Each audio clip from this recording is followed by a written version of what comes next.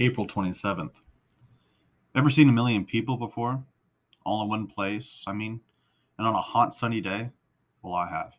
I saw them today in Tiananmen Square. It's a scary sight, I'll tell you, and awesome. A million heads of black hair, 2 million brown eyes. When I left for school, Chang'an Avenue was more crowded than usual, but when I got back from after lunch, I had a big hamburger at the Jingdao Hotel. The avenue was practically clogged. I put together my pack of electronic goodies. I found Dad's note in the usual place on my desk. It said that, according to the news on TV this morning, there were already 50,000 students in the square protesting against yesterday's editorial, the one that Lao Zhu had been worried about.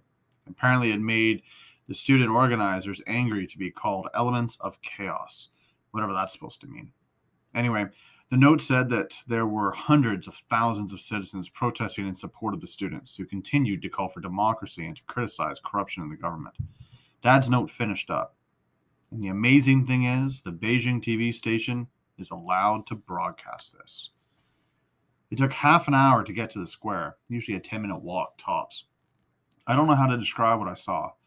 Maybe I should have paid more attention in writing lessons last year. Although I doubted that my teacher could have described what I was looking at either. It was awesome. The whole square was packed. Students, women with baby carriages, men with kids on their shoulders, cops, lots of cops, most of them just wandering around. A couple of people were still trying to fly kites, in spite of the press of bodies. There were huge, long white banners with characters on them, and all the sentences, which I couldn't understand, ended with exclamation marks. Dozens of small blue and red tents had been set up as a protection from the sun. People shouted over loud hollers. A lot of the students wore white bands with writing on them. It was like a huge carnival where too many people showed up. The popsicle and ice cream vendors made a brave try at pushing their carts through the throng, yelling out, doing a great business. Balloons floated on the ends of tight strings. The monument to the people's heroes was still piled high with wreaths and bunches of wilted flowers. Mao's Mausoleum to the south seemed to float on a calm sea of bodies. I started to feel a bit claustrophobic, and I wondered what would happen if this mammoth flood of people panicked or got mad and they all started to stampede in one direction. Not that the atmosphere was ugly. It was like a crowd on the way into a ball game or a lineup outside a show that everyone was hot to see. It was electric. I knew Dad and Eddie were out there somewhere trying to capture the festival on film, doing the on-spot reports, probably trying to interview students. A lot of them could speak English. There were other journalists in the square, and you could pick them out easily. White faces showed up, and so did the foreign clothes, not to mention cameras on their shoulders. Behind the monument to the people's heroes was a large contingent of students. Some were sitting gathered around portable radios, some standing and talking. Others were singing and clapping their hands. As I passed them, I heard, "Hello, hello, Mr. Reporter, come talk to us." A guy with a red baseball cap on with a loud hailer in his hand was talking to me. Well, I thought, why not? "Hi," I said. "What country are you from?" he asked. "Canada, Canadian Broadcasting Corporation." "How about you? What university are you from?" "People's University." "I am Bai Da," the guy beside him chimed in. "Beijing University." Already a crowd of students had gathered around us, staring at me and pointing and talking among themselves. I reminded myself that I was supposed to be a reporter. "What do you hope to accomplish with this demonstration?" I asked, conscious of how stuffy I sounded. "We have made a union of university students in Beijing," he said, "and we have been on strike from classes. All Beijing University students are on strike. We have 3 demands.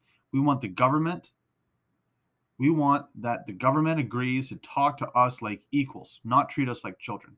Second, they must apologize for violence against students last week." He pointed toward Zhongnan High, where some students had gotten roughed up a bit. "Third, we demand that Xinhua News report stop lying about us in newspaper and television." Xinhua is the government's official news agency. "We are not against Communist Party and socialism. We want these things to stay, but we want the government to listen to the people and stop the corruption by high officials." The students around us nodded and chatted away in Chinese. "What do those say?"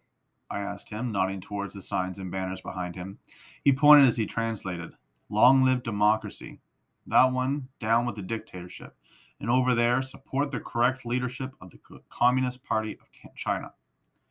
Do you think the government will listen to you? The Students' Union has decided that if the officials do not listen, we will plan a bigger demonstration on May 4th. Then he yelled something in Chinese and raised his arm, making a V for victory sign with his fingers. I caught the words May 4th, but nothing else. A deafening cheer surged from the students around us. Why then? I asked. Pardon? Why did you pick that particular day? May 4th is a very important day to all Chinese students and intellectuals. 70 years ago, on May 4th, students from the Beijing University began the movement that led to the Communist Revolution. I was starting to get frustrated.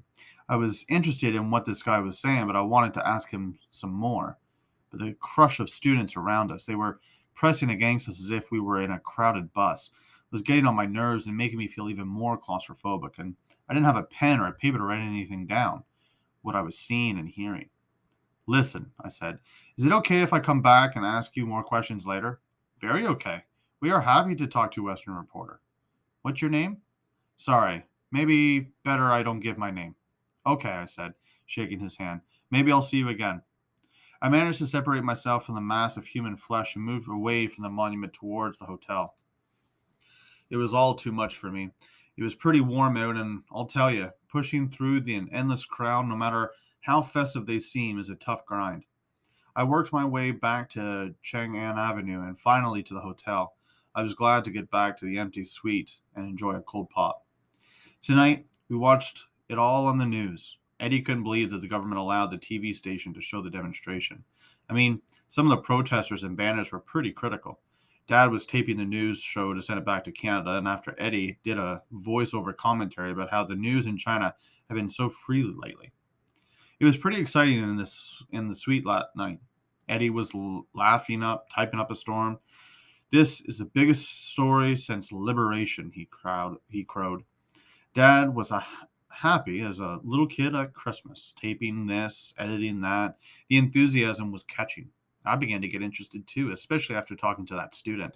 I thought that I'd be the last person in the world to get hooked on politics. But this wasn't what we learned in school. This was real.